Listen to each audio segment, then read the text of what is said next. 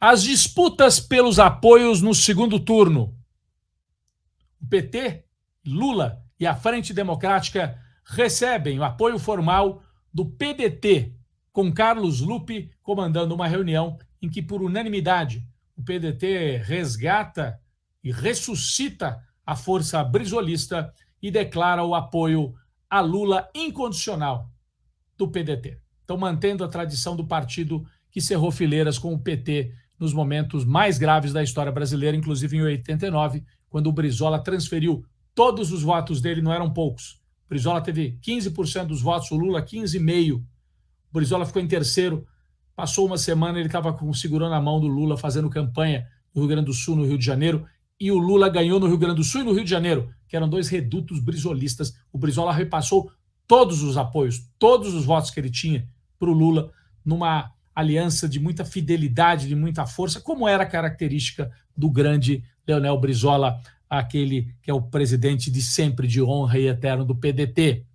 Ciro Gomes, logo depois da reunião na Executiva Nacional, gravou um vídeo em que não cita o nome de Lula, mas diz que está junto com o partido na decisão tomada.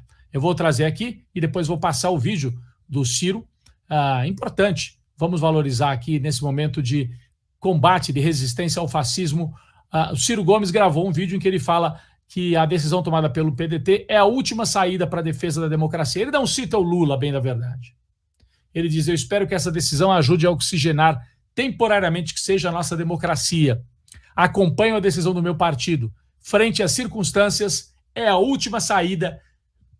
Foi a afirmação de Ciro Gomes. Bom, então é um apoio do PDT formal e o apoio de Ciro Gomes. Deixa eu passar aqui o vídeo com o apoio do candidato do PDT, Ciro Gomes. Vamos lá.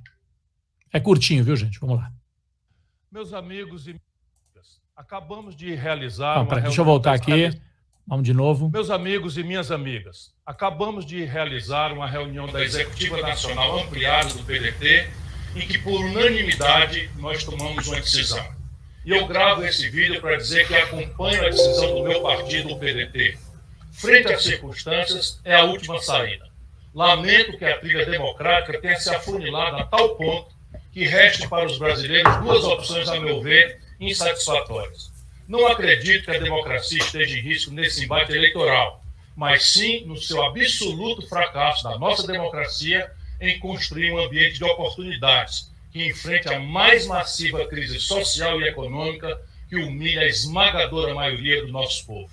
Ao contrário da campanha violenta da qual fui vítima, nunca me ausentei ou me ausentarei da luta pelo Brasil. Sempre me posicionei e me posicionarei na defesa do país contra projetos de poder que levaram o nosso povo a essa situação grave e ameaçadora.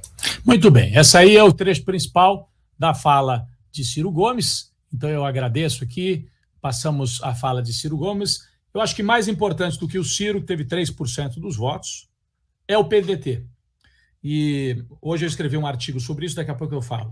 Então, apoio formal do PDT, apoio formal do Cidadania, que é o partido do Roberto Freire, que elegeu 4 deputados, é um partido que hoje sobrevive em federação com o PSDB, mas declarou também o apoio. Aliás, ontem, né, o Freire já tinha soltado uma nota sugerindo o apoio ao Lula, e hoje a executiva do Cidadania, Partido Cidadania, antigo Partidão, declarou apoio a Lula, o Cidadania, que elegeu 4 deputados federais nesta eleição. Então temos o PDT, o Cidadania, o Armínio Fraga, que foi economista, né, do governo Fernando Henrique e que é muito próximo aí dos liberais do mercado, tinha dito que se fosse ao segundo turno, ele que apoiou a Simone Tebet no primeiro, se fosse ao segundo turno, ele anularia o voto.